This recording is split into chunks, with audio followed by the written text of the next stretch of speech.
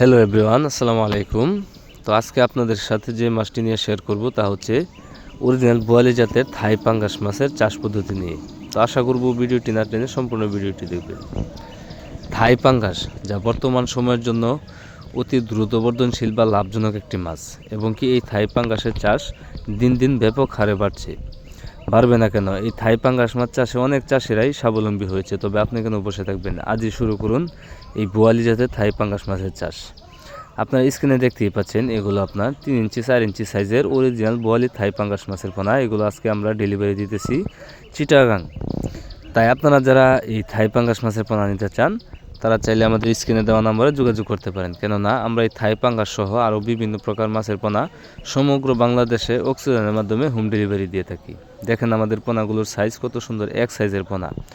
আপনারা যারা ভালো জাতের উন্নত মানের অরিজিনাল বোয়ালি জাতের থাই পাঙ্গাস মাছের পোনা খুঁজতেছেন, তারা আমাদের সাথে যোগাযোগ করে যে কোনো জায়গা থেকে এই মাছের পোনাগুলো সংগ্রহ করতে পারবেন।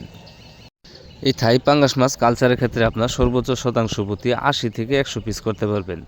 আর যদি আপনারা পোনা থেকে রেনু থেকে পোনা বিক্রি করতে চান, তাহলে প্রতি শতাংশে আপনার 1000 থেকে 1200 পিস পর্যন্ত এই মাছের চাষ করতে পারবেন। এবং কি এই থাই পাঙ্গাস মাছগুলো আপনার যে কোনো মাছের সাথেও চাষ করা যায়। আর এই থাই পাঙ্গাস মাছ চাষের ক্ষেত্রে আপনার পুকুরও তেমন ভরার দরকার হয় না। সাধারণত সীমিত আকারের পুকুর হলেও আপনি থাই পাঙ্গাস মাছগুলো চাষ করতে পারবেন।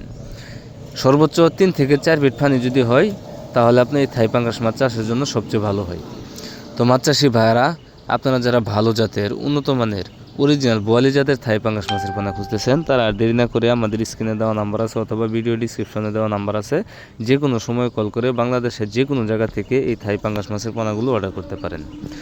তো আজকের মতো এখানে এই ভিডিও শেষ করতেছি। যদি ভিডিও ভালো লেগে থাকে অবশ্যই একটা শেয়ার করবেন, কমেন্টে জানিয়ে দেবেন আপনার মতামত। আর আপনারা যারা আমার চ্যানেলটি সাবস্ক্রাইব করেননি, আশা করি চ্যানেলটি সাবস্ক্রাইব করে এরকম নতুন নতুন ভিডিও পেতে সাথে থাকা বেল আইকনটি প্রেস করে দেবেন, যাতে করে পরবর্তীতে আমরা যে কোনো ধরনের ভিডিও দেওয়ার সাথে সাথে আপনি খুব সহজভাবে পেয়ে যান। তো আজকের মতো এখানে বিদায় নিচ্ছি। সবাই ভালো থাকবেন, সুস্থ থাকবেন। আল্লাহ হাফেজ।